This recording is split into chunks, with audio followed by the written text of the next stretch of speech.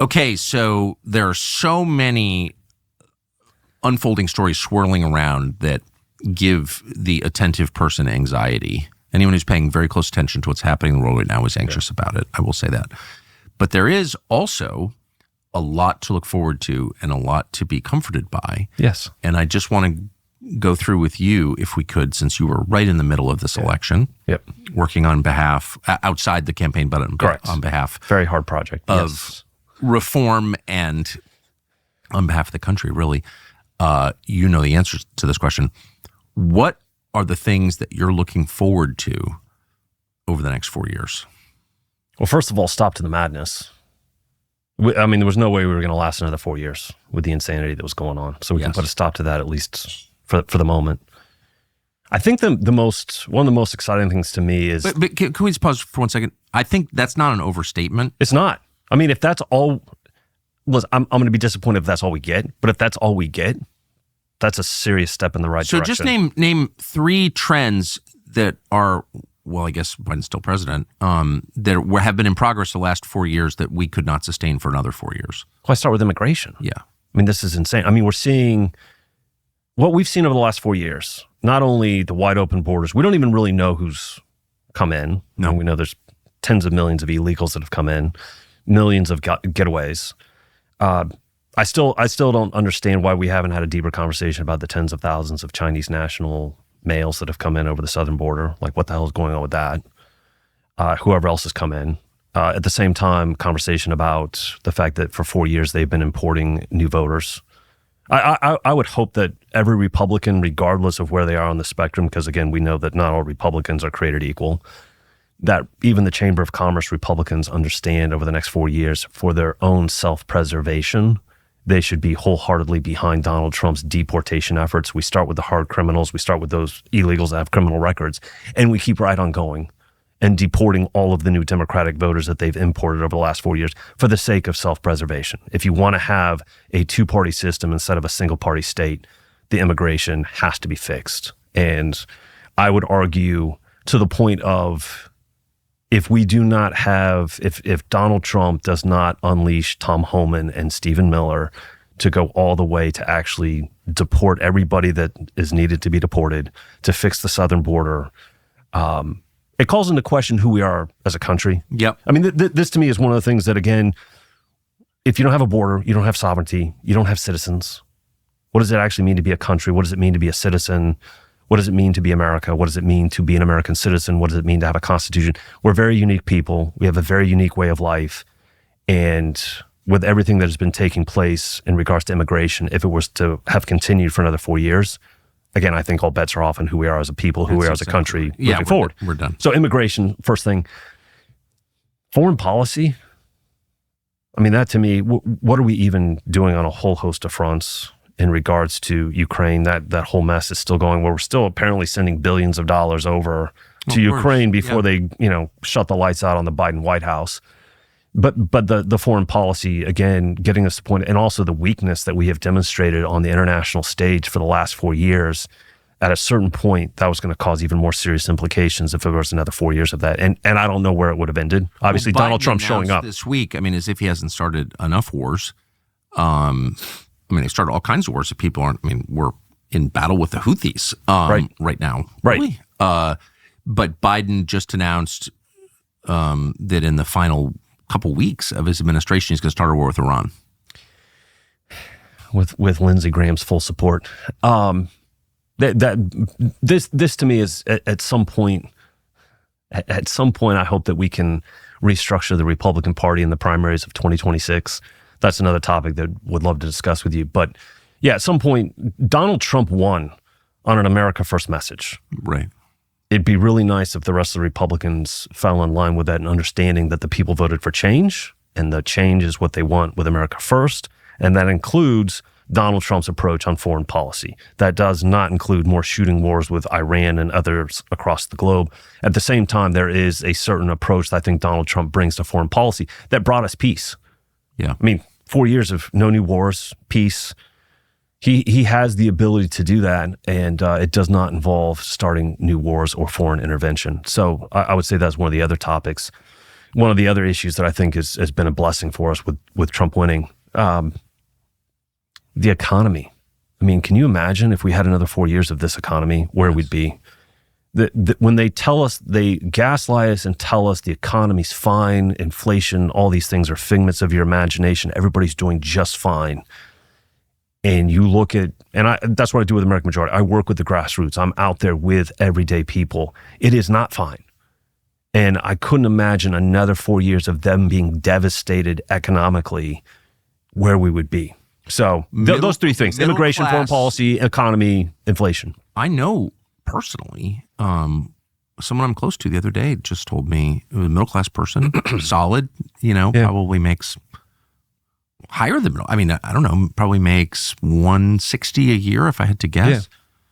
Yeah. Which used to be considered pretty solid. Pretty darn good. Salary. I was shocked when I made $100,000 a year. Yeah. When I was in my 30s. But anyway, right.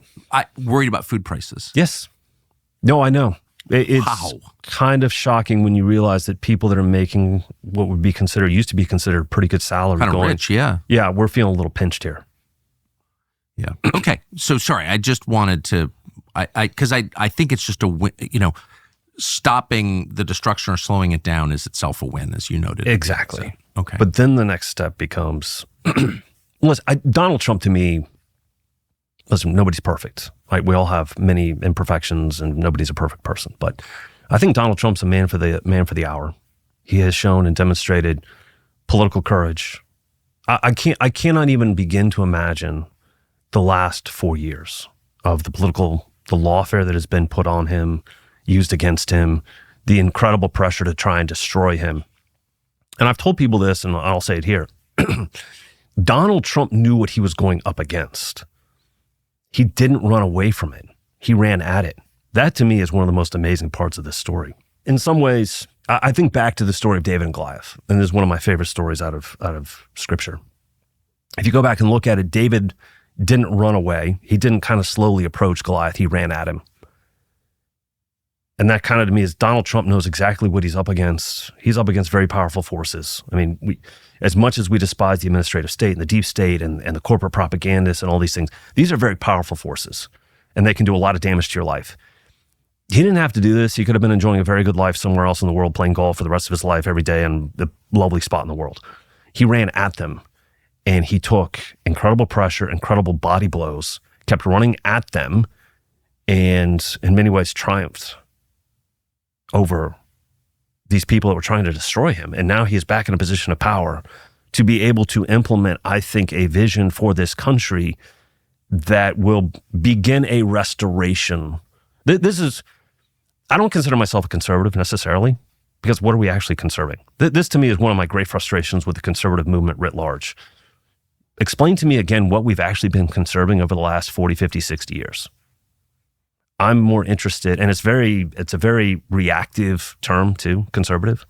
I'm far more interested in restoration, in being a restorationist, in restoring the republic, in restoring a constitutional republic, in restoring a government of, by, and for the people that actually promotes the interests of the American people, which is kind of the premise of the American republic, right? All power flows from the American people, from the people to their duly elected representatives, who they make the stewards of the power and money given to them, to put together a government that actually promotes and protects the interests of the American people every day on every issue. And we've kind of lost sight of that. And the great temerity of Donald Trump back in 2016 was that he kind of showed up and said, hey, I think a government of, by, and for the people should actually promote the American people and their interests. And that's why I think he was considered such a great threat by permanent DC, the administrative state, however you want to define it. This to me is a moment in time where we have a shot. Where we have an actual shot of restoring the republic, of restoring a government of, for, and by the people, to promote the people, to protect their interests. That to me is one of the most interesting things over the next 4 years, but it's going to require someone like Donald Trump with this political courage, instilling into others political courage to actually do the right things. I'm a little nervous about Mike Johnson as speaker. I have my doubts about John Thune.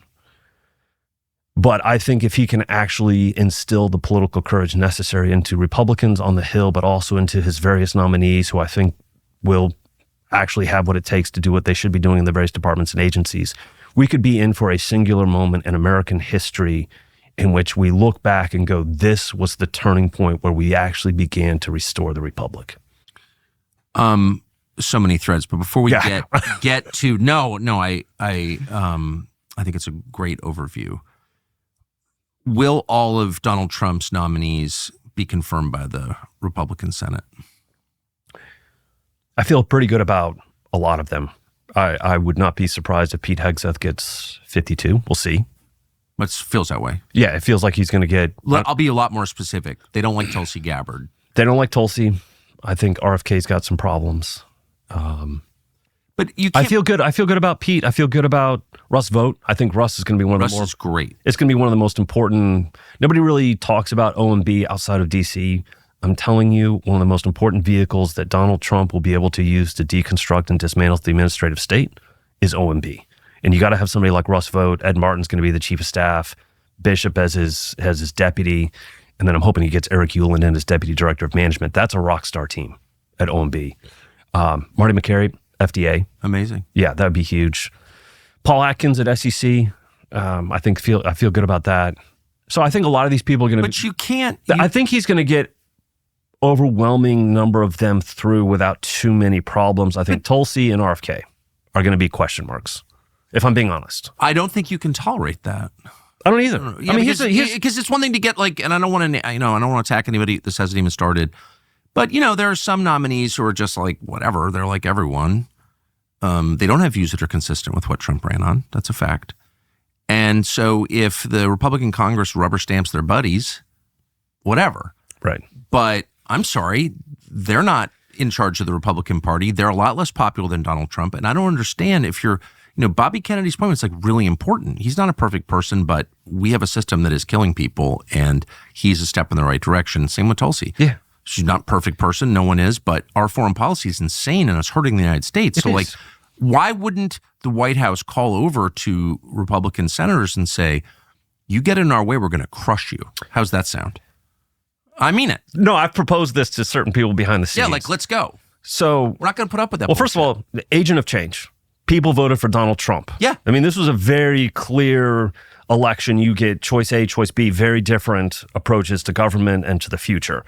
There was no real illusion about, there's no confusion about what people were voting for. And they voted definitively for Donald Trump.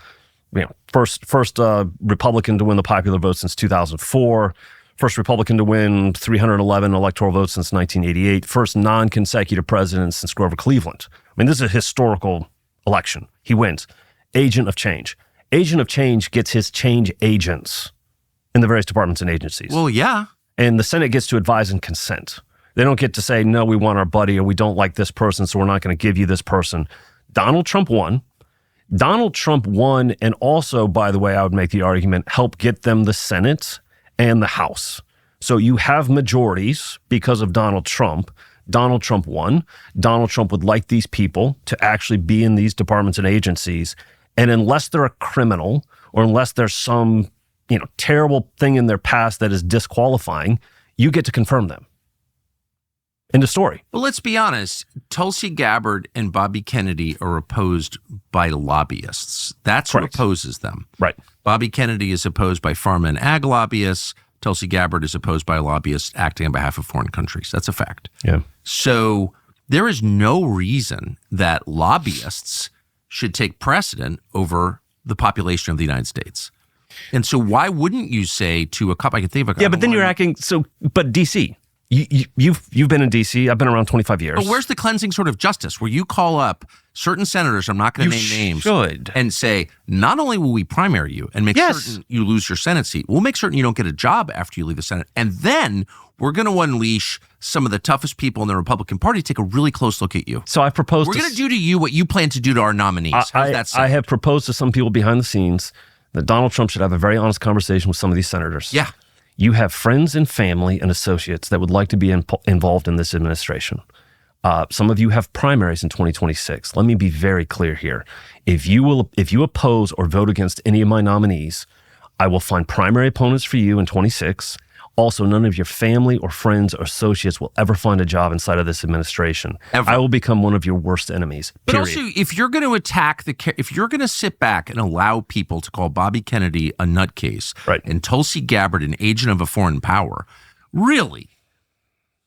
I mean, I'm thinking of one senator in particular from the Northeast. Whatever. Without even getting in, Right. These are people who are vulnerable. Yes. Really, we're going to look into Bobby Kennedy's behavior. Well, how about we look into yours? I think they're Let's using. not play. I'm sick of this. I know. I think they're trying the carrot approach right now, and Well, we need the flaming sword of justice at a certain point. I'm usually the stick approach first. Yeah. So I'd really like the big stick to come out. Let's see how these hearings begin in really just a couple days, how they start to play out. But I think there needs to be a conversation behind the scenes of, we'd love for you to do the right thing. And if you don't, there are going to be serious consequences. Imagine because most of these elected officials, this is the one thing that I've noticed about DC, having been there for way too long. They are experts in self-preservation. Yeah. They want That's to what come they back. care about. Right. They want to come back in 2 years as a member of the House. They want to come back in 6 years as a member of the Senate. Let's have a little chit chat about what your political future looks like if you don't want to actually give me my nominees. Well, especially on the basis of no good reason, Right. on the basis of like the most corrupt motives, pressure from lobbyists to oppose. And I just want to be clear, it's Bobby Kennedy and Tulsi Gabbard we're talking about. I think you're absolutely right. And they're going to impugn their characters. This is how DC has operated for way too long. That Tulsi Gabbard has never had a sip of alcohol in her life. They're going to call her a bad person? Really? the corporation, the corporate lobbyists, and all of these various interests have way too much say in how a senator actually or congressman actually operates instead of the people that actually voted them into office. And you and I both know this because the lobbyists are in there every day, pressuring, making sure there's a lot of money coming in for the reelection campaign so they can get reelected, the idea of self-preservation. It's a pretty, there's a whole host of things wrong with our system today, but this is one of them. What the bell that rings that they respond to is not the right bell. It's been over a decade since Edward Snowden, who is a hero, exposed the U.S. government for spying on its citizens. He didn't commit the crime they did, but he, of course, was punished. Now, you would think that the information that he brought to the public would cause permanent Washington to pause, reflect, apologize for violating the Constitution to the United States, the privacy and the rights of American citizens. But that's not what happened. No, Ed Snowden is still in exile. And in fact, just this year, the House of Representatives extended the rights of government agencies to spy on you. This is happening in public. It's infuriating to watch. American citizens have lost, as of today, the battle with their government to have privacy and freedom. You're being watched. So what can you do? Congress is not going to help you. Well, you can actually do something. You can use ExpressVPN. ExpressVPN returns privacy to your life. It's an app that reroutes 100% of what you do online through encrypted channels. That means nobody can see what you do online. So if you want to protect yourself from corporate and government spying, and we do, go to expressvpn.com/Tucker. And if you do that, you get an extra 3 free months of privacy. That's expressvpn.com/Tucker. And you get an extra 3 months free. It's worth it. Privacy always is.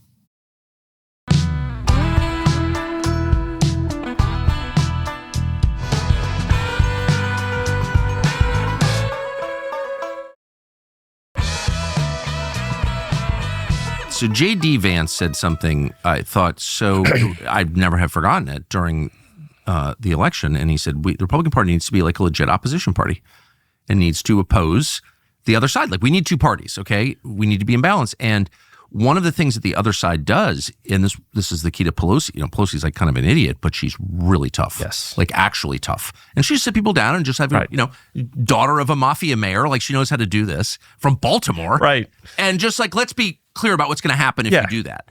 And I don't know a single person in the Republican Party who will do that. This is what concerns me a little bit about the current Republican leadership in both the House and the Senate.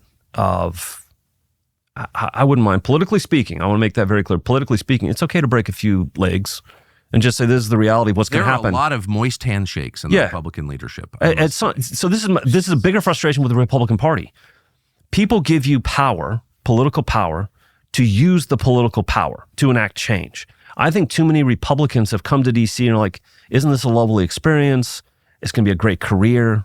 We have a lot of careerists who are enjoying the fun career in DC. And Democrats are like, by God, we have political power. We're going to break you to achieve what we want to achieve to fundamentally change and transform this country. They're religious zealots. And we're all sitting here going, oh, that's kind of mean. We probably shouldn't do that. If you have been given political power, you should freaking use the political power given to you by the American people, or they might start to question, why did we give you political power in the first place? Because you don't know how to use it. Yeah, so I've watched this like for decades, Right. and it's driving me slowly. It's slowly driving me crazy. But why isn't there like an outside group, like a 501c3 of some Right. sort, or C4, I guess, to do this? To say This has like, been one the of my left head arguments. MoveOn.org, and it's Right. like, we're going to extract a cost if you don't serve your voters. It's super simple. You got elected on a program, Right. you've ignored the program and the people who voted for the program in favor of lobbyists. And you can't do that anymore. We're going to hurt you. You know the RNC is never going to be that. Even though you would like the RNC RNC. is gone. It doesn't even exist Right. anymore. It's you and Charlie Kirk or have replaced it. So I get it. We need a significant, and it's not minor, it's not tens of millions, right? You're talking with hundreds of millions every election cycle to have a proper enforcement mechanism of, you said you were going to do this, this is what the people voted for. If you do not toe the line on this, we will find a competent, credible primary candidate for you, and he or she will be well funded, and we will crush you.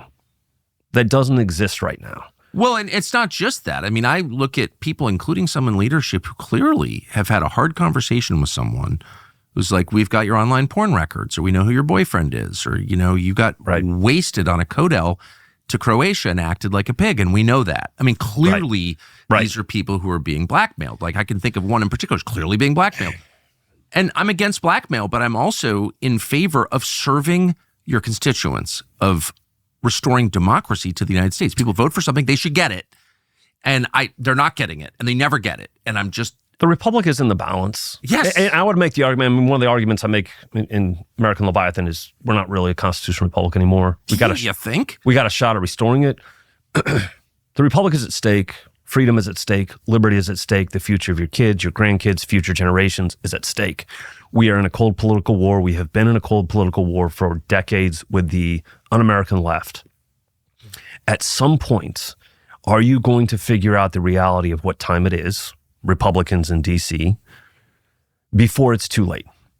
And if you understand where we're at in our nation's history and the singular moment that we have and what is at stake, I would hope they would find it somewhere within themselves to go to the mats and to fight with everything they have for their future, for their children's future, for their grandchildren's future, and understand it might make you feel a little queasy in the moment, like this is really hardcore, we're using some pretty brutal tactics. Freedom, future of the country, there are a lot of things at stake. And not only for this country, for the world. I mean, think about who we are for the rest of the world.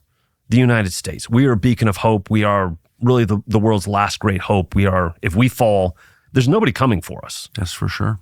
Like there's absolutely no one that will come and save America if it falls. We are the hope of the world. We're the hope of the world. Even as we decline, we're even more important, I think, as the last free place. We have to think of the stakes not only for our country, but for the world as well. I agree. Dear God, find a backbone and understand if it's street-style brawling tactics that are necessary to win, I think it's justified in doing that because, for God's sake, they just tried to abuse our entire legal system and justice system to take out Donald Trump, quite frankly, others as well. Honestly, if they had won, I think they would have gone after some of us that are not in D.C. but are considered somewhat prominent in the conservative movement. No, I told people, I told my staff, and I told others that I was working with this last year in pretty significant project. There is a sense of urgency coming from me specifically, and there should be urgency from other leaders of organizations because if they win again, the next people that are going to show trial and lawfare are us. So we better freaking win. And if we don't win, we've got problems. I don't think that's crazy at all. No, I don't. And I think we actually have to have that conversation about where these people on the left are. They're deeply un-American. They are antithetical to freedom. They're antithetical to liberty. If they had the political power to do whatever they wanted to us, I think they would. I don't think I'm overstating that at all. And so people have asked, how do you think we get back to normal with this un-American left in this country? And my argument to them has been, we beat them into political submission and send them into the political wilderness for generations. That's the only way you get back to normal. But you have to frame you have to build the entire conservative movement around political power, with the right people achieving political power, maintaining political power, and keeping it for long enough that you can actually achieve all the reform while putting them into the political wilderness. And I don't think we're actually organized or structured that way at all right now. I do think a lot of meaningful reform will come from outside the party. Yeah. As it has on the left. They've been really effective and thoughtful in building up outside organizations that fund their party and keep it, aligned, keep it on the track that they think it should be on. Of course, I find their goals repugnant, but I think they've been very clever. I'm a great admirer of the left in regards to achieving political power and how they structure themselves and how they have structured themselves to achieve political power for all the wrong reasons. All their policy ideas are terrible for this country, but they have structured themselves to achieve that. And in fact, based off all the numbers and statistics I've seen, the left is in the minority in this country, and yet they have an undue influence in politics and the various institutions because they have structured themselves to achieve power in the institutions and politically, how they've invested their time and money into doing that. We, on the other hand, I know some people love a good white paper and like some of the things that the think tanks do. We are not structured correctly to achieve and maintain political power. And I think that's one of the things that I hope that I can achieve over the next 4, 5, 6, 7, 8 years, however long it takes, for people to understand if we do the right things in the field, in the various states, we can achieve and maintain political power for years to come. But you actually have to be doing the right things. Yeah, and have the right goals.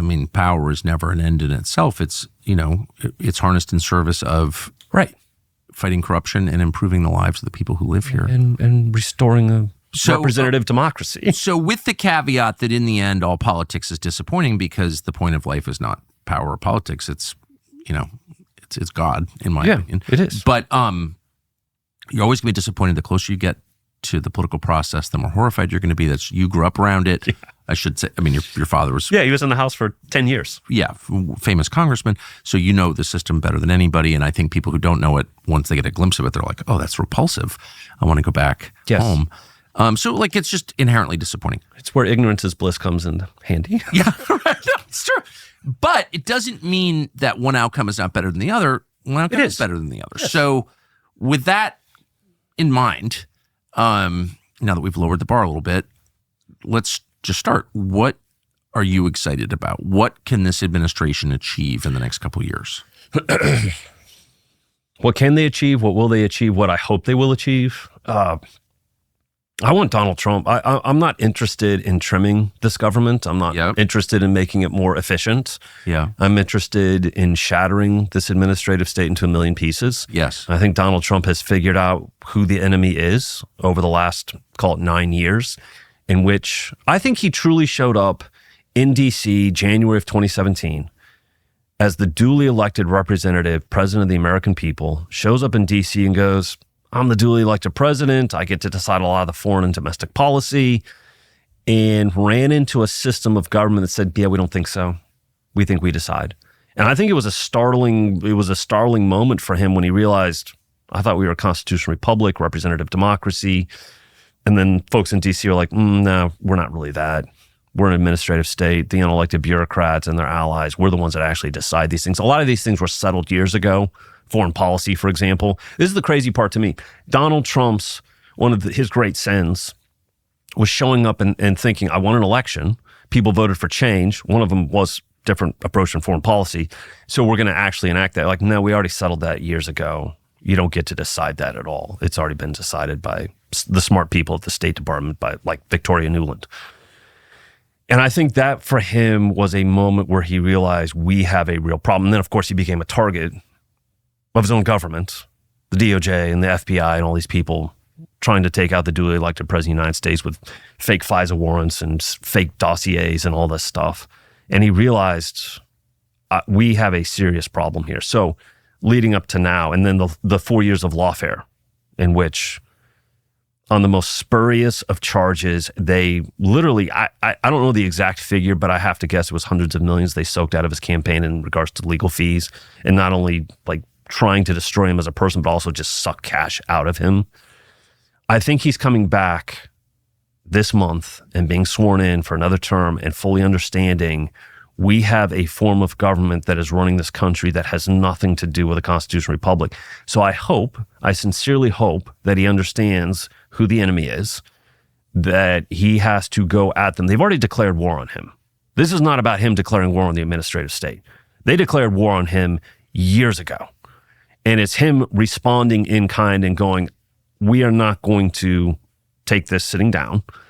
And I hope on day one, I've got a few thoughts on this. I'm glad you asked. That he would go out and fire hundreds of thousands of federal employees day one, GS-12s, GS-13s, just pick out random names, fire them.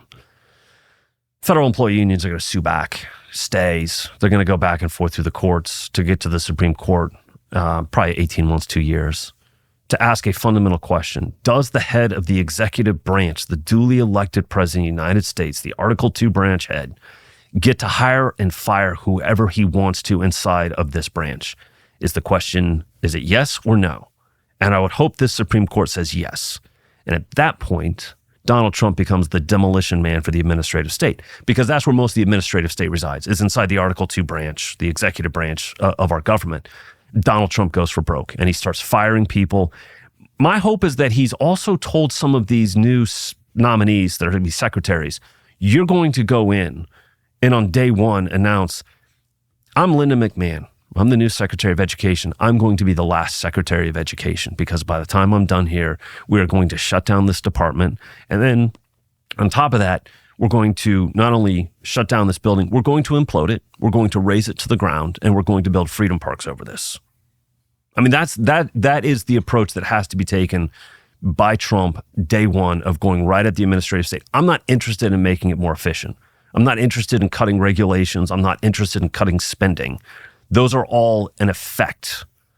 The cause is the state. You have to shatter it into a million pieces. So that's my biggest hope. And I think he actually has the moral and political courage to actually do that.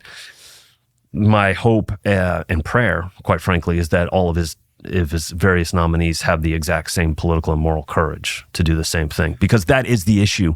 I'm telling you, Tucker, every issue that we are experiencing today in this country, in D.C. specifically, but in some ways in other aspects of the country, comes from a deeply unconstitutional administrative state that I think has nothing to do with advancing or promoting the interests of the American people. That's the fight. That is the issue. That is the thing. It's a big ask of it is. A cabinet secretary, because in cutting your staff, you cut your power. Yeah. That's my concern. Yeah. Capture. Right. No, my concern is that these secretaries, these new nominees who are going to be confirmed as secretaries, are going to walk in and go, oh my gosh, I'm secretary of this department. Isn't this wonderful? And then how can I be as effective as possible as the new secretary of this various department and all the power that I have to actually enact change? No. The whole point is for you to make this thing go away, to make it end, to make it cease to exist. I have questions about some of them. DOGE. These are not federal employees. Right. Elon Musk, Vivek Ramaswamy, they're not going to become federal employees, but they're going to oversee what they're saying is the most transformative effort ever to shrink government, to do to the federal government what Elon did to Twitter. I hope so. How will that work? I think they're going to run most of it through OMB. Right. Right. They're going to run it through Russ and his team and advise strategies, plans. I'll be completely honest. When they say we're going to declare victory and say we're done in 18 months and July 4th of 2026, that's insane. Good to have a deadline, though. It's nice to have a deadline. It's also an insane one. Why? The administrative state started 112 years ago. It has been building. It has got so many reinforcing loops inside of this massive Leviathan. You're not going to absolutely first of all, I don't think you can get the fundamental question answered about does the head of the executive branch get to hire and fire whoever he wants to in 18 months? I think it'll probably be 2 years. I've actually talked with Sean Davis, who's a good buddy. He's like, dude, I think you're lucky if it's answered in 2 years. I think there's some fundamental questions and things that have to be answered and done that are going to take some time. I don't think you can declare victory in 18 months. This has been 100 plus years in the making.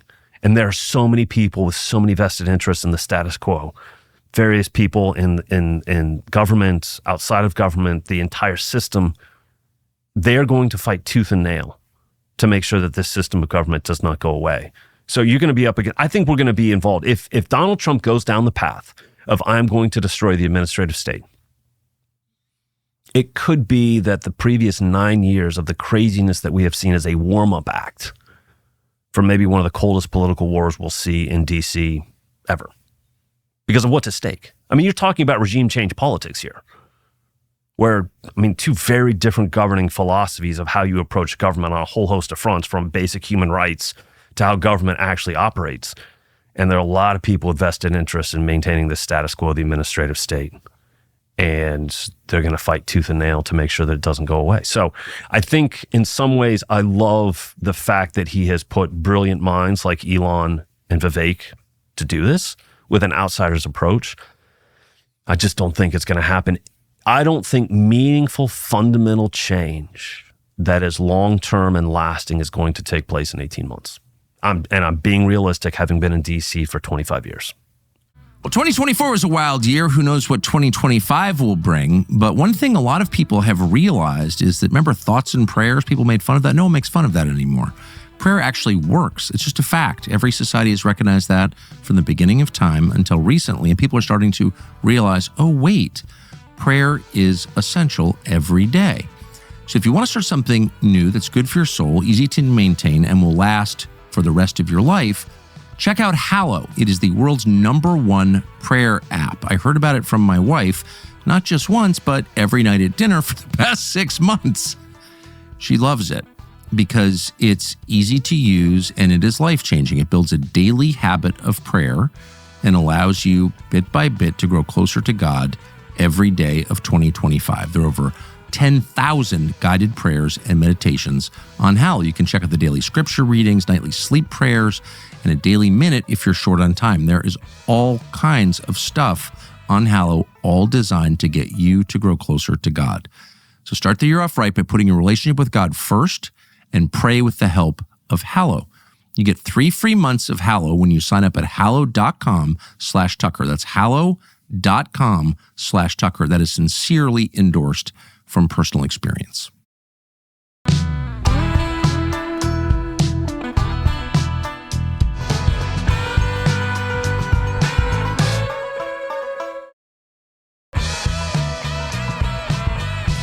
They've both of them, as you said, are smart and capable. Yep. Very smart, very capable. Yes. Generational. Yes. Talent. And both have put their prestige on the line. Yep. So they're highly motivated to show results by July 4th, 2026. Yeah, but I don't want cheap victories. I don't want them to go, we've cut, I mean, first of all, it'd be great if they cut X number of dollars of spending and cut X, hundreds or thousands of regulations. Wonderful, wonderful victories. Again, those are the effects. The cause is the state. All of this stuff that we've seen, the out-of-control spending, the out-of-control growth of government, all of these things are because of the administrative state. It's in the DNA of it. Right. No, I mean, the progressives who founded the administrative state viewed the state as salvation. Salvation was to come into every aspect of your life. It exists for its own benefit, and it grows. But it's in the DNA. Exactly. The DNA of the administrative state is perpetual growth. So if it continues to grow and you're just trimming right here and like, oh, we declared victory, it'll continue, it'll grow right back. You have to cut down the tree. The branches will keep growing. So I don't want them to just trim branches. I need them to tear up by root the administrative state so that it doesn't return and continue to grow. A quick way to pair it, I think, pretty significantly would be to cancel the security clearances of the contractors who work, because the federal government is its employees are just a percentage of its overall workforce. A lot of them are contractors. Last statistics I saw, there are about twice as many federal contractors as there are federal employees. Exactly. And a huge all of the contractors attached to the national security state, which comprises the entire economy of, say, Northern Virginia. Right. Where I'm from. Where you're from. Yes. Exactly.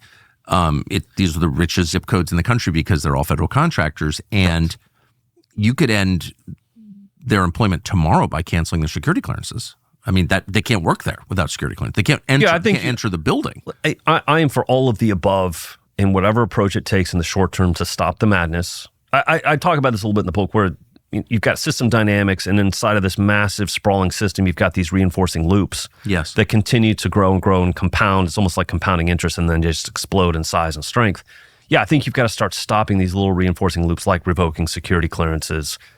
So I think there's a whole variety of approaches. Talking about your book, American Leviathan. American Leviathan. Leviathan's a sea monster. It is, but also the second definition is a massive sprawling bureaucracy that borders on totalitarian. Yes, but the Leviathan is described in, I think, the Old Job and Isaiah. Right. Yeah.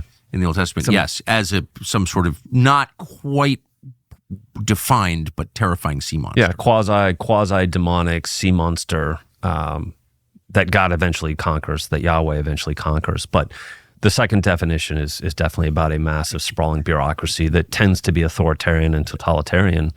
And that's what we have. I mean, this is the one thing that it kind of started dawning on me years ago. Like, there's a serious problem with how DC operates. I mean, I was at the White House, George W. Bush, don't hate me for this. I wrote for him, which was a really interesting experience. You know, whenever you get to write for a president, he's signing your stuff, that's awesome. While my dad was in the House voting against all of his major pieces of legislation. Yeah. Which was pretty, when you're young and you go to DC and you're kind of new to it, you think all Republicans are created equal. All the red guys are good guys and all the blue guys are bad guys. And then you start to realize, like I said earlier, not all Republicans are created equal. There's definitely like different shades along the way. And I remember my dad having to take some pretty strong stances in the House and voting against a lot of these major initiatives from George W. Bush because he strongly believed they were not conservative at all in the least bit. In fact, one of the biggest ones was Medicare Part D. This is my dad is... The prescription drug benefit. Yes, the prescription drug benefit. I think it was 2003, right before the 2004 election. They really wanted it because they felt that it would help with the senior vote. And there were about 24... about 24 holdouts in the House and the Republican caucus that said, we're not going to vote for this. We're just not going to. They brought him down to the White House. They had Dick Cheney and all the senior White House staff kind of have a little chit chat with them. They all came back and said, we're still not voting for this. And then Bush was overseas and started lobbying them directly. And I remember him calling my dad and saying, I really need this vote. And my dad was like, you're doing a great job representing us overseas, sir.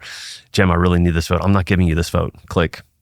That was it. That was the end of the conversation. And yeah, my dad fighting tooth and nail to try and prevent that from passing. It actually passed by one vote because they kept the House floor open for an additional, I don't know how many hours, and eventually got someone to switch their vote in the 3 a.m., 4 a.m. hour. This was a Karl Rove project. It was. Yeah. You realize compassionate conservatism is just another name for big government. And this is the other thing too. I make this point. Remember when people treated Karl Rove like a genius? Yes.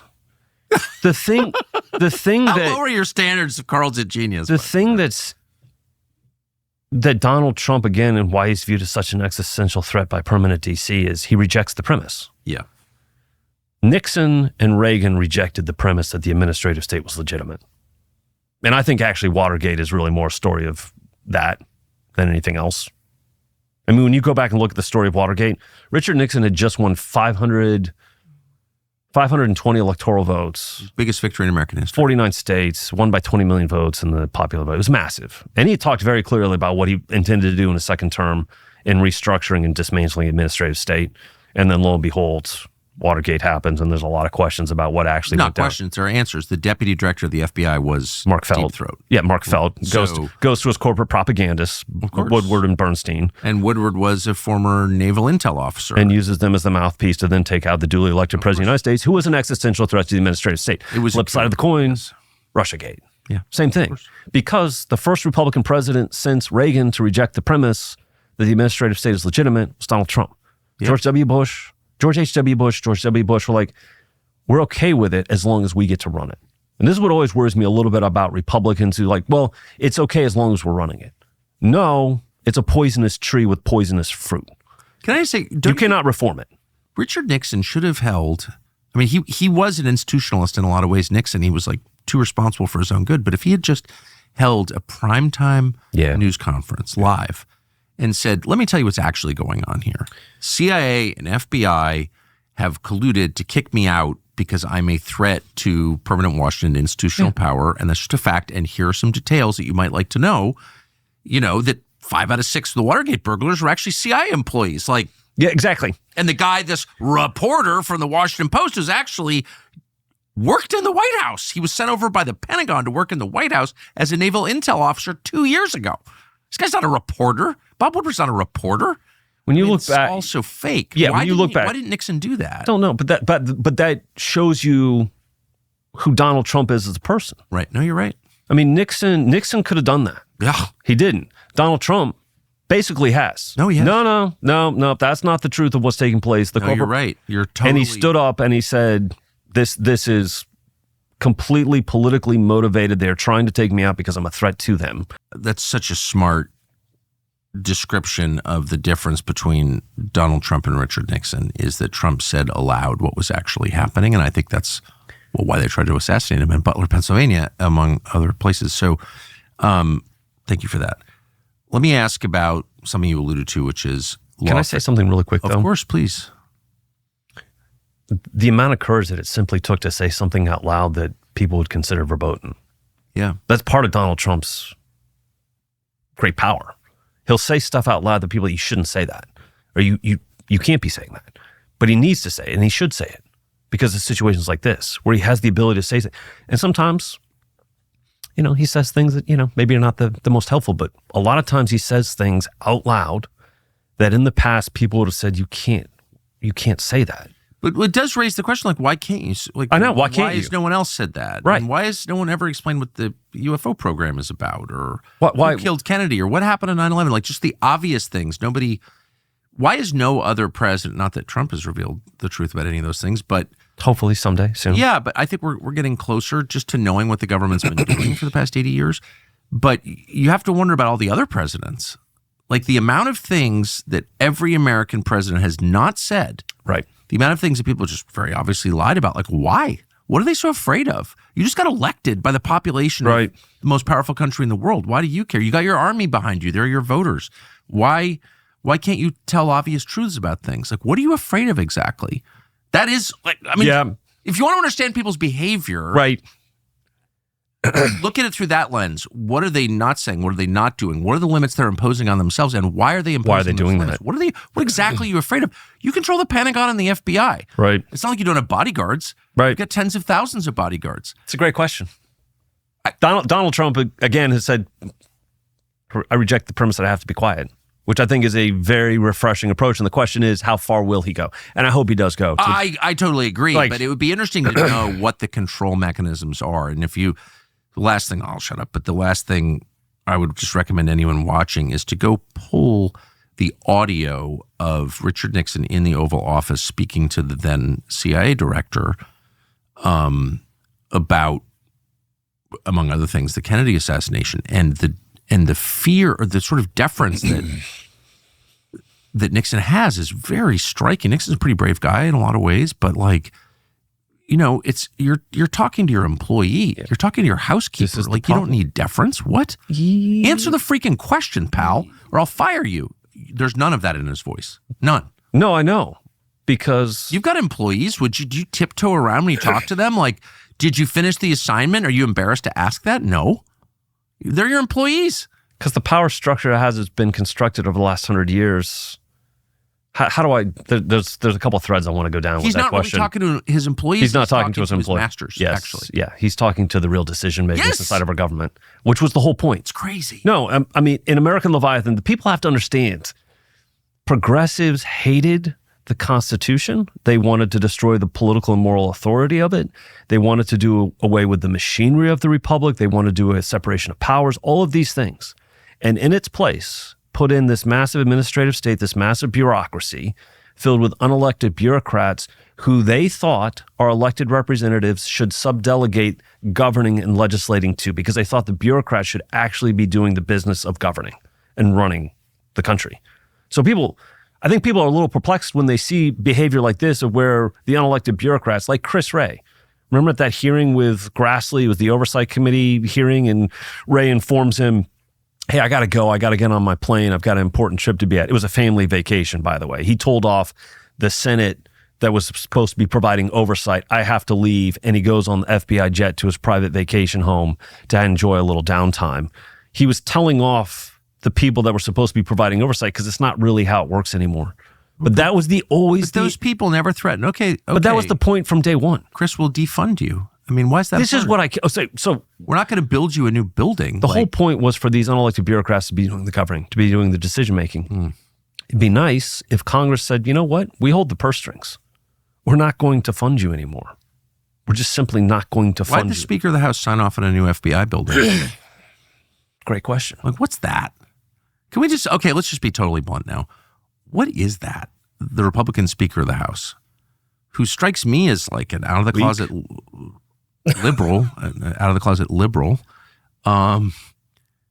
more than weak, working for the other side. I mean, he's the best speaker Democrats could hope for. So what?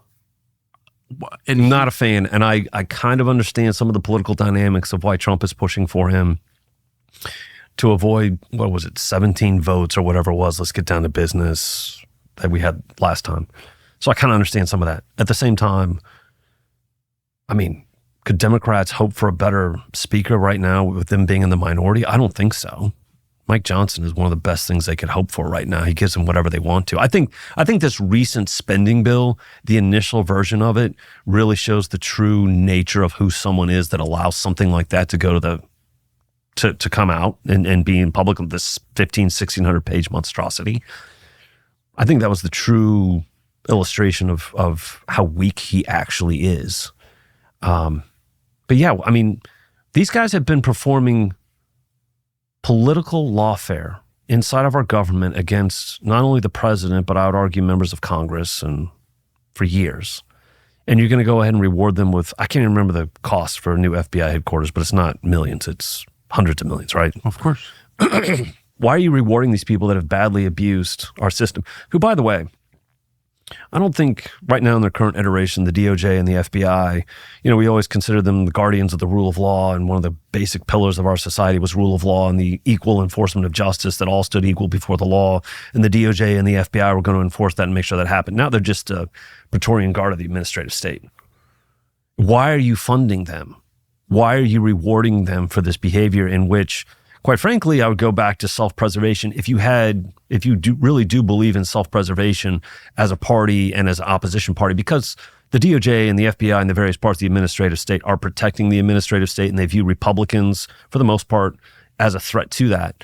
Why are you funding them to continue doing more damage to you and trying to destroy you? Are you insane? Makes no sense. What's the answer?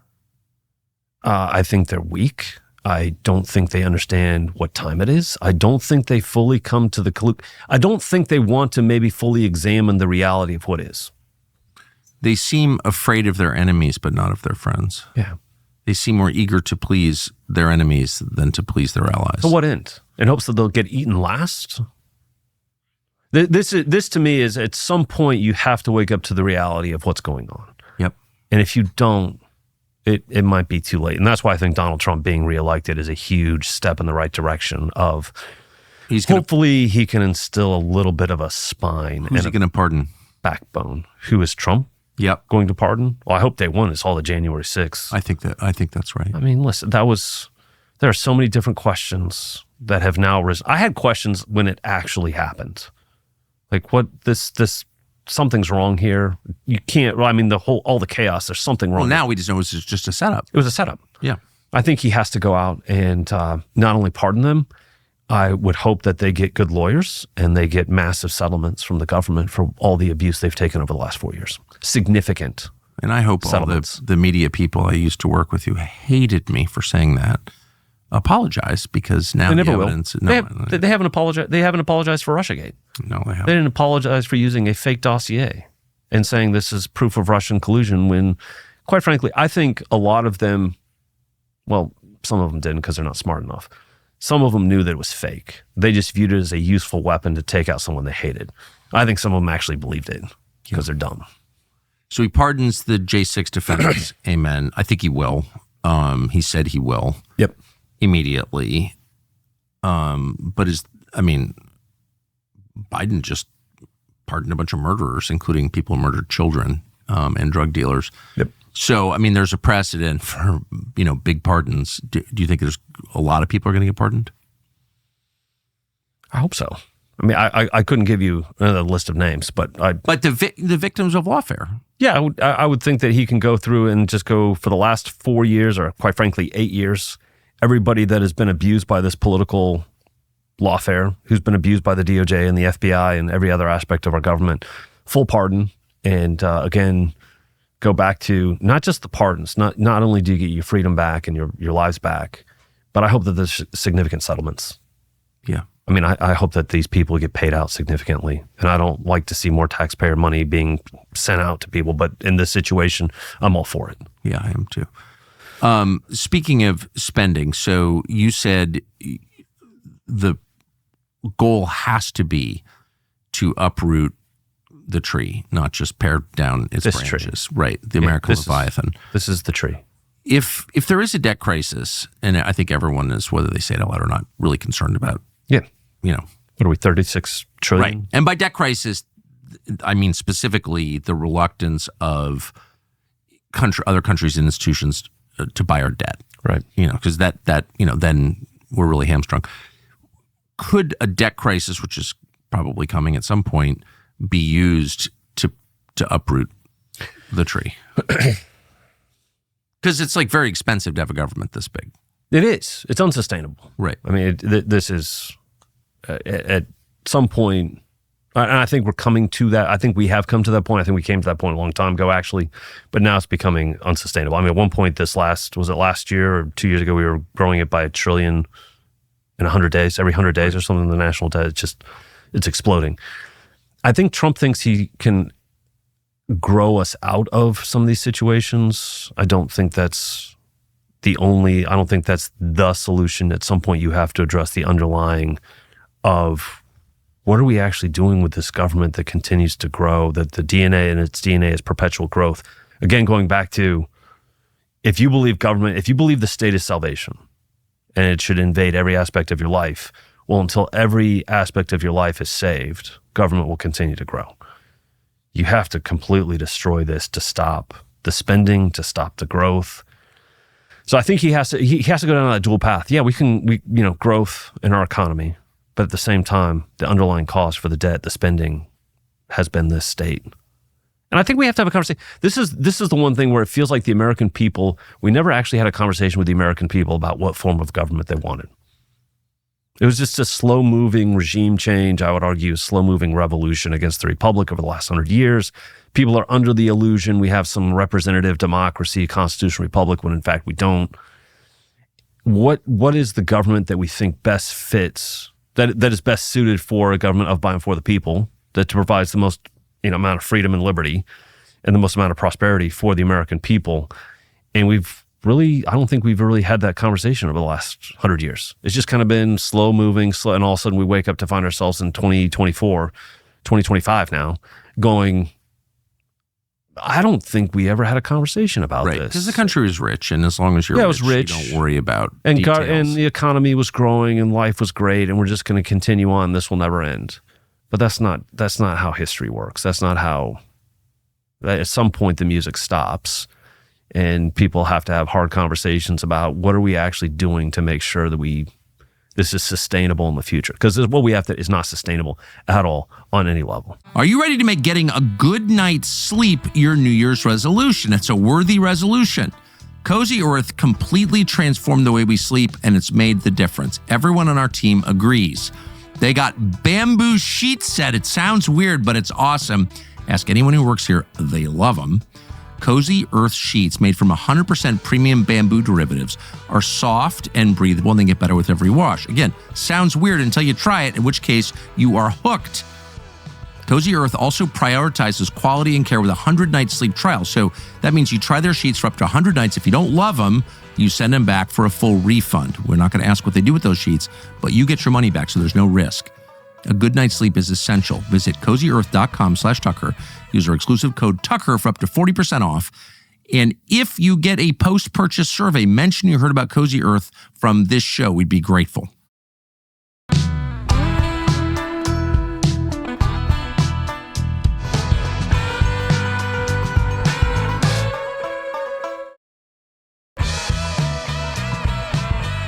You were a backer of Kash Patel for FBI director. Yeah, I mean, I lobbied Trump on it. Why? And what do you think? Why do you think it's a good idea that he's going to run the FBI? So I was deeply concerned about, people. Somewhere inside of Trump world, someone was pushing Mike Rogers, which I thought was a terrible mistake. Who's Mike Rogers? Former FBI agent, was running for Senate, was a member of the House. Former FBI, was a member of the House, I think Intel Committee, then was running for Senate this time around, lost narrowly, and then someone was pushing him to be FBI director, which I think was the wrong take by like a country mile. You don't need an institutionalist to go in and run what I think is one of the most corrupt institutions in our country today. And I told Trump, I was like, as much as you need a loyalist running DOJ, times 100 running the FBI. It's a pit of vipers. And you need somebody like Kash Patel. We talked about Rick Renell, Kash Patel. But you need somebody that's going to go in there and be fearless to say, we are not doing this anymore. In fact, I would kind of like, I know Kash has said this, again, we'll see what happens, but he said that day one he'd shut it down and turn it into a museum for the deep state. The FBI in its current form, its current iteration, needs to cease to exist. And I think Kash Patel has not only the intelligence and the skills. Who's going to commit terror courage. attacks if we don't have an FBI? Yeah, I know. This to me, I think we have to. What has been the point of the FBI? They started 1908, I think, is when they originated. What are they actually doing? What is their purpose right now? Besides being, I don't know, Praetorian Guard for the administrative Tim state, McVeigh, right? And looking at potential people like Donald Trump as existential threats and trying to destroy them. Mm-hmm. What? And then we continue to fund it blindly. This is writ large with our government administrative state. What I find one of the most interesting things about Republicans today, and have for, quite frankly, years, elect me. I'm going to go to D.C. I'm going to change D.C. They get to D.C.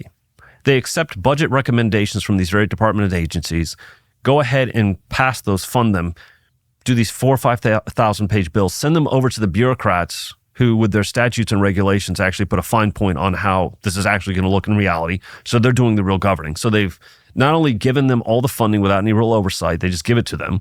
They've then subdelegated their legislative authority to these unelected bureaucrats, and then go home and say, you need to send me back. I know those people at the EPA or the FDA made some terrible regulations that are ruining your lives, but send me back. I'll fight the system.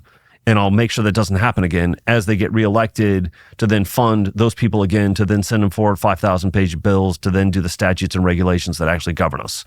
The whole system is completely bonkers. And it's actually very beneficial to most of these elected representatives. Yeah. Experts in self-preservation, because they don't have to make the hard choices. They don't actually have to do the really hard decisions on legislating, because the statutes and regulations that have the binding effect of laws is what's being done over here in the Article 2 branch by these administrative state bureaucrats. At some point, I do have some hope that we're going to have a chance, not only with Donald Trump, but the Supreme Court.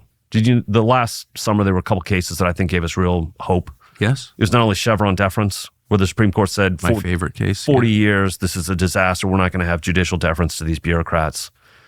Regulations and statutes. I think the other one that wasn't discussed as much that should have been is when the Supreme Court said the SEC tribunals, you can't have those anymore. You can't have, the SEC cannot have its own private administrative law tribunal in which 90% of the time that SEC tribunal ruled in favor of the SEC. The Supreme Court said, first of all, it calls into question the idea of an independent judiciary, because you're taking the judicial role inside the Article 2 branch, not the Article 3. and you've annihilated our Seventh Amendment, which is right to trial by jury. We're not going to do this anymore. Which was, by the way, I mean, you look at some of these things that we're dealing with today and look at where the founders started. They wanted an independent judiciary because they saw what the British courts were doing in rubber stamping King George III and his ministers and Parliament's edicts that they viewed as very deeply unfair to them, but they were just acting as a rubber stamp. So they said, we're going to have an independent judiciary. And then with the administrative state, obviously, it's annihilated the separation of powers, and you have Article 2 branch doing a lot of the legislative and a lot of the judicial. I think Supreme Court stepping up and saying we're not going to do this anymore is another step in the right direction. But at some point, I would hope that members of Congress would find it within themselves to have just the smallest bit of political courage to say, I'm not going to blindly fund this stuff anymore. And that's a step in the right direction. For example, with the FBI. We're not going to do this anymore. We can't do this anymore. For our own sakes. For the sake of the country. I think it's be important for the White House to lead on issues like that. But it is. Just how about no? How about no? I would very much like Donald Trump to say the FBI does not deserve a new headquarters. Yeah, that and a lot of other issues, just like no. Just make statements. Yeah, exactly. What happens to Kamala Harris now? Where does she go from here? Yeah. Where does she go? I know you're not a Democrat, but the ash heap of history. But typically you run for president and you lose on the Democratic side, and you get John Kerry's our climate czar, I guess, right? And there's always a soft landing for the loser. I don't think so. Not for her. Tell me. I think she was such a disaster. They got stuck. I mean, first of all, they boxed themselves into a corner of their own making. Yes. Right. They knew Joe Biden. They got a DEI candidate and they lived with the results. Right. And then all of a sudden realized in June, this isn't going to cut it. I'm glad they didn't make her like a commercial airplane pilot. America got out pretty easy. Right. We did. And I think they got stuck and they realized this is the only horse we've got to ride. They tried to pull it off. It looked for a couple of weeks, maybe they've got a shot. Mm-hmm. And then all of a sudden, obviously, the reality of who she is. Yep. A lightweight, intellectually a lightweight, so far in over her head. It's clear that she's just been going up the ranks as a DEI advancement for her whole life. Yes.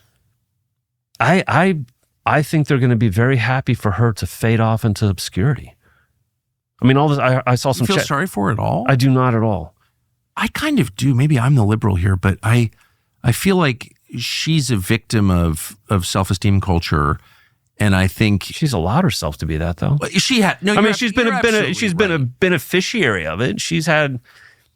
She became vice president of the United States. Well, I'm saying based off, being completely honest, based off her talents or lack thereof, or her skill sets, whatever. She's had a pretty freaking good life. No, she had. No, you're great absolutely life. right. But imagine far above and beyond what she should have done. Yeah, no, you're right. But that's true. But she's also just a vessel for the ambitions of others. Like she's almost like an innocent bystander, kidnapped off the street, just human trafficked into her current position. Do you know what I mean? It's like you just look like the kind of person. I don't know if I've ever heard it described that way. No, I'm gonna have to think about that. I'm the liberal, but she's so dumb. And you just could, what is that phrase they use? Imposter syndrome? Yes. Where you sort of know that you're not qualified to be doing what you're doing. And people say they feel that way, but her whole life was that. She has no future in national politics. Oh, for sure. So will she be the head of the douchebag foundation or wherever they sort of put people like that? I don't know. I really don't. Right? It feels like she has completely even though she's still, vice president for a few more weeks, it feels like she has already been relegated to obscurity, and I think that's going to be the rest of her. Yeah, it's going to be the rest of her existence. I'm sure that somewhere someone will find her a nice gig at a foundation, but I think this is the last time you're going to see any serious conversation about her. I think they should be required to keep her in the public eye, like George Floyd. I always felt like once we declared him Jesus. I don't know if you remember that. I wanted to keep talking about George Floyd. Right. Like, why don't we have George Floyd Day? Right. Like, let's talk about, his porn career I think and his drug addiction and his armed robbery conviction. I think they're more than happy for her to just simply fade away. Into so I don't think they should be allowed to do that. I don't think they should be allowed to memory hole Carmela Harris. Yeah. Like, she should have to explain how her first name is pronounced and why she doesn't do so consistently. I think she should be forced to talk a lot more. Just to like make them live, like make the dog return to his vomit. Right. That's what we should make them do. We should. Like, where is Kamala Harris? She's like the greatest joy spreader this country's ever seen. How did she disappear? I think they will do everything that they can to avoid that. I think they will do everything they can to make sure that we never have a conversation about her again. She should be president of Harvard. I think, no, I'm serious. You should take their most beloved institution, the most rotten, corrupt, disgusting, overrated, you should start a petition on this. For real. Like, she's such a genius. She's so incredibly accomplished. She's the most accomplished woman who ever ran for president. She should be required to be the head of Harvard. How great would that be? I like that. Yes. Sure, let's do it. We could start a campaign together. Don't you think? Let's do it. But in real life, like, she's just going to fail. She's gone. Yeah. Yeah, she's gone. What about Jill Biden? Dr. Jill? Sorry, I'm so sorry. I didn't mean to be sexist. She has an education degree from the University of North Delaware or whatever. You mean our first female president? Yeah. Come on. I think the scary part to me over the last 4 years is that some of us knew sooner than others, but I think a lot of people knew this guy had early cognitive decline. He was already in some stage of dementia. His sister was telling people, I know that, from pretty much day one for president. Right, from pretty much day one of him being sworn in. I mean, this to me is one of the great scandals of, I don't know, however many generations of political history. Ever, yeah. That we had Joe Biden in the White House in cognitive decline, early dementia, whatever you want to call it, who was actually running the country for 4 years. I mean, this to me is like it's a Woodrow Wilson replay, right? Where his wife and his chief of staff were actually running most of Tony Blinken, I think, was running. You think Blinken? I do. Yeah. But certainly the meaningful parts of the... And then everybody covered it up. Yeah, I know. Like, wait. Joe Scarborough, this is the greatest version of Biden ever. So, yeah, Dr. Jill, our first female president, should have a bright future in front of her, whatever she wants to do. And the one thing I always liked, well, there were actually, honestly, a couple of things I always liked about Hunter Biden. I know you're not supposed to say it, but, I knew him well, and I always kind of liked him. And drug addiction was he became a monster because of cocaine and pills, as many do. But he hated her. Really? Oh, he thought she was a screaming bitch. And he said so in person, and he said so in writing on his laptop. Oh, yeah. He said that she was a bitch and stupid. And I think that's a fair assessment from someone who spent his life living with her. Like, he would, if anyone would know what Dr. Jill is really like, it's her stepson, Hunter, who started dating his dad when he was like 4 or something. So, and I don't know why Republicans didn't make more of that. And everyone wanted to focus on the crack and the toe sucking and everything, but Dr. Jill is stupid and a bitch. Yeah. I don't know. I thought that was great. Republicans aren't used, again, going back to what we discussed earlier, they're not used to fighting bare-knuckled, brawling style, and they think that would have been beneath them and undignified. Undignified. And these people for 4 years. And this was not, I mean, I think we have to have when we talked about immigration and our foreign policy and the inflation and economy and all these things were taking place. When there's a series of coincidences, it ceases to be a coincidence. Yes. It was all systematic. Yes. We're just going to continue to destroy this country. We're going to completely remake it with massive illegal immigration. I mean, this to me is why I can't understand. These people hate this country. They hate the country as originally founded. They hate the original Constitution. They hate the idea of the freeborn American people. They hate whites, if I can just say. There's a lot of things that they have hated for a long, and they intentionally and systematically were seeking to destroy us and our way of life. And Republicans, a lot of Republicans in D.C. are going along with it, going, oh, they're really not that bad, are they? Yes, they are. They truly are. And they would hope, their goal, I think, is to see this country cease to exist as it once was and to create some new order for this country that has nothing to do with where we came from at all. I think people feel that. But they wouldn't fight. One of the no, they wouldn't. One person who I think is a true bright spot in the Republican Party, there are a couple, but the brightest of all, in my view, is J.D. Vance. Yes. Who has a gut level understanding of everything you just said, is legit smarter than I think people understand, like actual high IQ character. Yeah. Not a ton of those in politics, and also a decent person, kind of normal person. So he's now vice president. What does that mean? I have to tell you, one of the most you've known JD longer than me. I met him when he was thinking about running for Senate. Yes. In the primary. got to know him. I obviously lobbied Trump to endorse him in the primary and Senate. Good for you. So got to know him a little bit there. Obviously lobbied a little bit for him to be VP. I know you and Don Jr. did a lot more on that front, but it was like, this is the future of the country. I texted him. The most impressive part to me is having known him, seeing where he's come from. You get put in pressure cookers like he was put in over the last year. You either collapse, you rise. He's gone next level.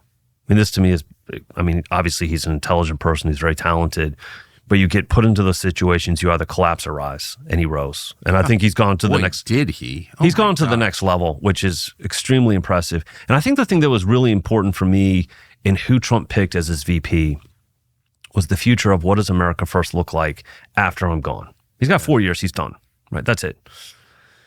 And I think a lot of people in D.C., permanent D.C., establishment Republicans, corporate, you name it, we just have to outlast him for another 4 years. And then he goes in, and now JD's 40, but he was 39 at the time, and goes, tell you what I'm going to do. I'm going to pick a 39-year-old VP who is going to be the heir to America First. When I'm gone, he's going to be around for a long time. Like, this is the I'm pushing all my chips in.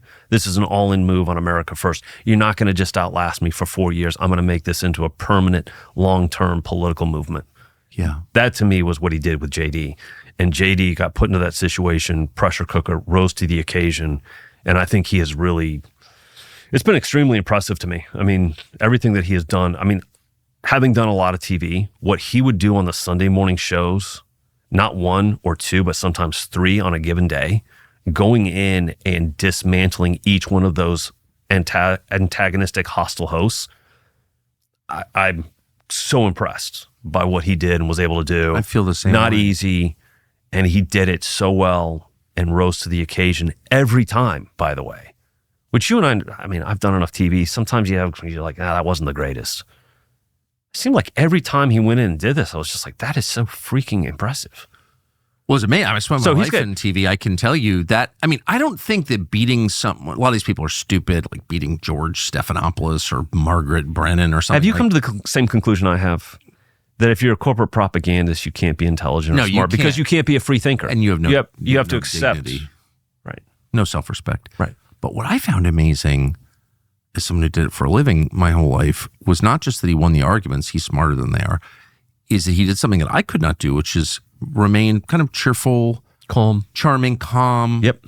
Retain, just has enormous self-control. And I couldn't do that. I think I could probably beat Margaret Brennan in an argument, I hope. Right. But I would come off as like sneering and angry and anti-women or something. You know what I mean? But JD, no, I know. JD was amazing. Oh, I could not do that. No, I couldn't either. I get fired up and kind of get a little snarky and exactly. Very pugilistic at times. And he's very calm, dignified, very rational, incredible highly intelligent. Yes. But I think that to me is, again, going back to what Trump did with him, we're all in on this. A young VP who hopefully we're going to have a very successful 4 years with Trump. He's going to use JD effectively, set up JD in the future. And then all of a sudden, because going back to what I said earlier, you don't fix what we've been going through for the last 100 years in 18 months. You don't even fix it in 4 years. I think we need no less than 12 years of political power with the right people in DC to actually bring about the fundamental change necessary. So you have to set yourself up for at least 12 years of political power. 4 years of Trump, 8 years of JD. Yeah. And then all of a sudden you've got the ability with the right people doing the right things to actually bring about the right reform necessary to restore the republic. This is about, but going back to, and I totally agree with you about political power has to be in the right hands doing the right things to achieve the right ends. But this to me is why we have to achieve and retain political power for no less than 12 years in DC. If you're still using Verizon, AT&T, or T-Mobile, obviously our condolences, but you're going to want to hear this. Our cell phone company, Pure Talk, gives us the exact same service you're currently getting from those big companies, but for half the cost. Not a joke. There's no reason to spend $85 or $100 per month per person on your wireless bill. Now you can get unlimited talk, text, and 15 gigs of data with mobile hotspots for just $35 a month. You don't have to be a math major. The average family of four saves about $1,000 a year with Pure Talk. You enjoy America's most dependable 5G network, support small businesses. We would know that because they are now powering TCN and can probably save you money too. So cut the fat out of your wireless bill, switch to Pure Talk by going to puretalk.com/Tucker. You'll save an additional 50% off your first month. Pure Talk, America's wireless company.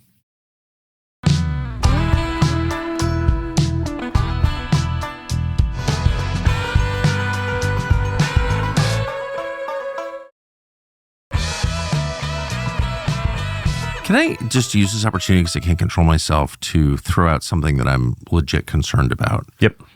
Not directly related to Trump or even politics, but so we've had all these problems with the labor market, and COVID made them much worse, paying people to stay home, so they did. So a lot of the service industry is being replaced by robots. Like, you check out at the airport, at the kiosk, and you know what I mean? There's Automation. no one there. Automation. Yep. So I've watched for the past 4 years as the left systematically has destroyed law enforcement and order in our cities. And like, who would want to be a cop at this point? Right. It's too hard a job. You don't have the legal protections you had. It's physically dangerous, and everyone hates you, and you don't get paid anything. Right. So you're going to have a massive crisis. You have a massive crisis in law enforcement because no one wants to be a cop. Right. That void will be filled by technology. It'll be filled by drones, and it'll be filled by other technology. It'll be basically replaced by a tech surveillance state that will make civil liberties absolutely impossible. You can't have civil liberties. You cannot. In a panopticon or whatever they call it. In a world where technology knows everything that you're doing, right, and saying, and maybe even thinking. And I don't feel like people are worried enough about that. Like, you could make New York City safe, right, with drones. Right. You could prevent any traffic violations whatsoever with robots. But what's behind it?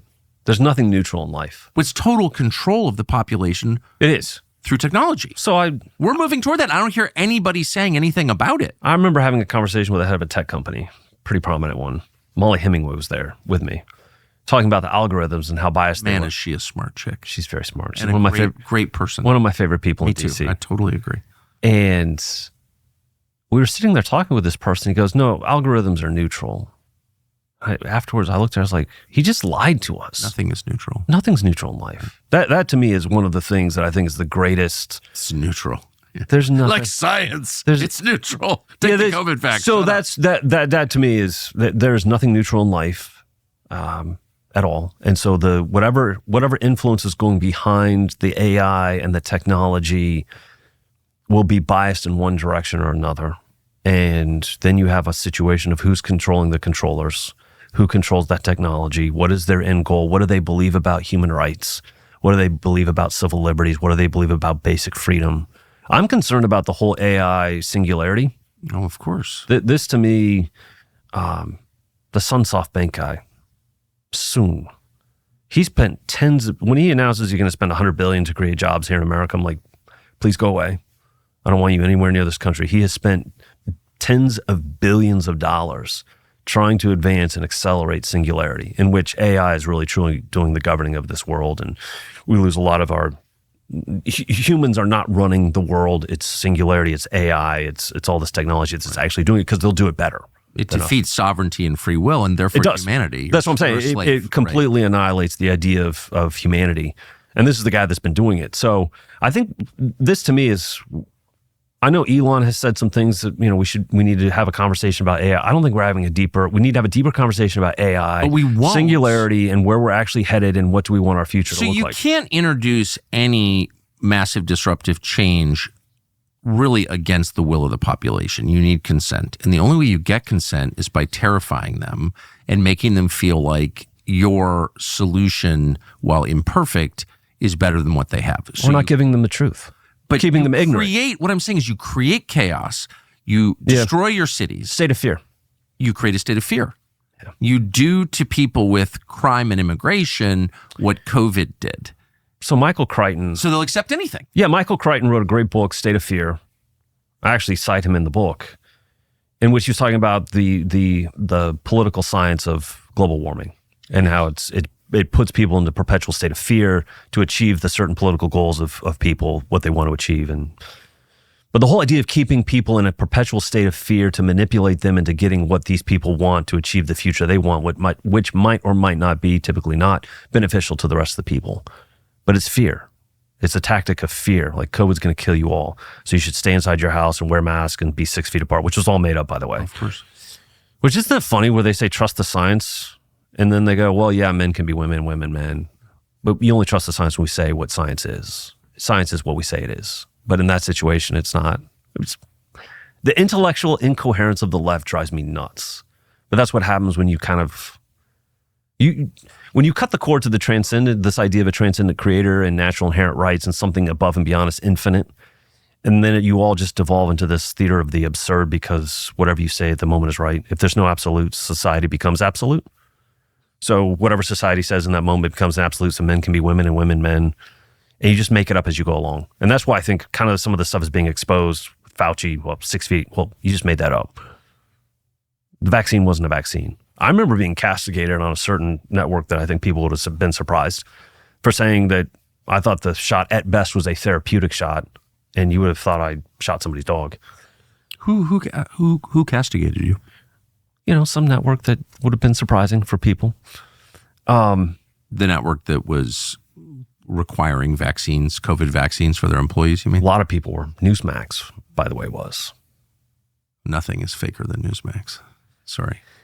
I have to tell you, I think the COVID tests was a test that many people failed on the conservative side of things because they believed the lies told by the so-called experts. It was a test. They failed miserably. And I actually got texts from people a couple weeks in when I realized this is not, I have real questions here. I don't think this is what people are cracking it up to be. And they were texting me, what's up with all your boomer tweets? What's going on here? Like, this is serious stuff. I said, why do you accept blindly that the CDC and the NIH are suddenly pure as driven snow when over the last several years we've seen the DOJ and the FBI and other parts of this state be weaponized against and used for political purposes, and now suddenly different branch of the same tree is somehow pure as driven snow? I'm like, I'm sorry, I just think if you think through this in a reasonable, rational way, I think you should really strongly question anything that's coming out of the CDC and the NIH or anything else, because I think there's a certain political element to what they're actually pushing. And I think that's how you had, I was kind of stunned when so many conservatives fell for it. Like, why can't you just step back and go, this is heavily politicized. This is probably heavily politicized. I'm not sure. I don't trust them. So why should I trust? I don't trust them either. And I've told them, this is another thing that I think we need to start really emphasizing with a lot of us. I tell my kids, think for yourself. I tell my kids all the time, question everything. Yeah. Except for me. I'm your benevolent dictator. But you're the patriarch. That's right. No questioning the patriarch. There's no question. There, yes. But that's how you get to the truth. You have to question everything to actually get to the truth of what is, and don't accept something on its face value. Why should I take orders from anyone who pushed the vax ever again? Yeah. Is that fair? I mean, that seems like a pretty just simple. I don't believe you. I'm sorry. I don't believe you until you can actually prove beyond a shadow of a doubt that what you're telling me is true. I don't believe you. And I think that should be our entire approach to all of government right now. I mean, this is why the Bobby Kennedy nomination is essential. It's like, whatever you think of Bobby Kennedy, I love Bobby Kennedy, but don't agree with him on everything, of course. But Bobby Kennedy was the opposition to that. And he if we can break rewarded. The hold of big pharma, I think, that to me is a step in the right direction of what's going on. Not only, it's just funny that the people who make Xanax, who should be in prison for making Xanax, in my opinion, kills a lot of people, destroys so many lives. Those people are lecturing me about how Bobby Kennedy is bad. You make Xanax? Right. And you're telling me Bobby Kennedy is bad. Who, by the way, also started the opioid crisis. All the things that have gone through big pharma over the years. Yeah. And opioids are obvious. Xanax is very subtle. Everyone's on Xanax. Try to get off Xanax, Yeah. These people, I think they're criminals. That's my personal opinion. I hope that the American people over the last 9 years, especially, everything that's taken place, would have a healthy dose of skepticism about anything coming out of our government and our corporate propagandists moving forward, and go, I'm not going to accept you at face value until you can be verifiable proof of what you're saying. I think that'd be a very healthy approach for us moving forward. Yeah, I agree with that completely. So just bottom line it for us, having spent, by the way, when you wrote this book, like, what kind of mood were you in? You must have felt pretty dark. I was in a mood of my rights as a freeborn American and the country I was promised, constitutional republic, government of, by, and for the people, has been annihilated, has been destroyed. We have an illusion of it. We are being lectured that somehow our betters, who are these unelected bureaucrats who are a credentialed idiocracy, somehow are the ones that should be governing us and ruling us. And I wanted to have a conversation. I wanted to start a conversation with the American people with the book of these people do not have your best interests in mind. They have taken away your birthright as a freeborn American people. They have annihilated the constitutional republic. They have destroyed the machinery of the republic, which is the best protector of your natural inherent rights. And they did it intentionally. I mean, the progressives don't believe in natural inherent rights. They're actually vehemently opposed to a rights-based government. Of course. They thought that rights do not. I mean, Frank Goodenow, who was really one of the guys that structured the administrative state through administrative law, said that an individual does not possess rights from his creator, but from his society. His society is the one that gives an individual his rights, because they believe the state should give rights back to the people if it was a benefit to the state. You can't have natural inherent God-given rights because it becomes a monkey wrench in their progressive idea of the state of salvation, efficiency towards progress. All of these things that have taken place, and I was just like, we have to have this conversation. I mean, it goes back to what I was saying earlier. We have not had this conversation about who we are as a people, what our birthright is, what our rights are, what our God-given rights are, what government should actually look like today. And let's have that conversation, and then have the conversation about how we get back to where we started. I mean, the Constitution is the greatest political document the world's ever seen. And it was written by men who are not perfect, by the way. They had their own share of faults. They got it. They nailed it. They realized they were imperfect human beings in an imperfect world. They were optimistic realists, though. They realized that God had given rights. They were optimistic that even though we knew they were imperfect human beings who should never have consolidated power, they could form a government that protected those natural God-given rights and took none of them away. And it provided for this amazing, small agrarian country, kind of on the edge of that Eurocentric world in the late 1700s, to become, honestly, I would say the greatest nation the world has ever seen. How does that happen? It's not by chance. It's because these guys knew, they understood human nature, they fully understood a transcendent creator with natural inherent rights. We're going to create this constitutional republic. We're going to create the greatest amount of freedom as possible for the flourishing of freedom and prosperity. And the progressives completely fundamentally rejected that turn of the 20th century and said, no, we don't believe in that. We don't believe that that has the answers to the 20th century. We believe we should put together this massive bureaucracy filled with these unelected bureaucrats who, through applied science, will lead us to a greater future, who truly believe in the apotheosis of mankind. They believe that history was on this upward linear progress, that the end of history would be the perfection of mankind.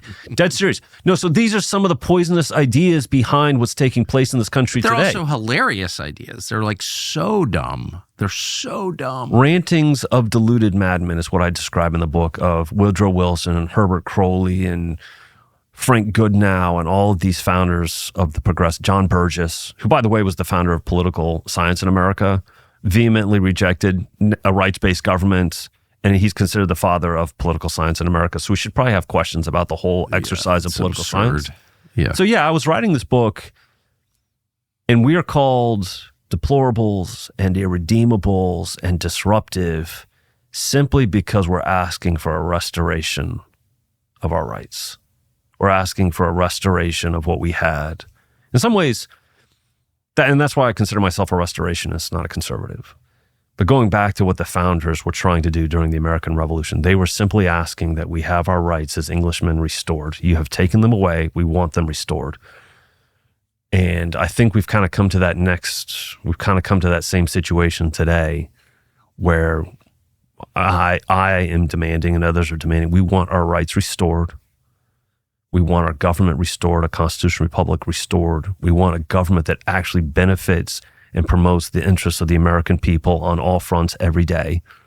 And we're not treated as an afterthought. We're not treated as the ATM for the ruling class. We're actually treated with the respect that is due us as a freeborn American people. And my sincere hope is that we actually have enough leaders in DC. I think we've got to start. We're going to need more with the political courage that understand the stakes and go, we're going to fight for this.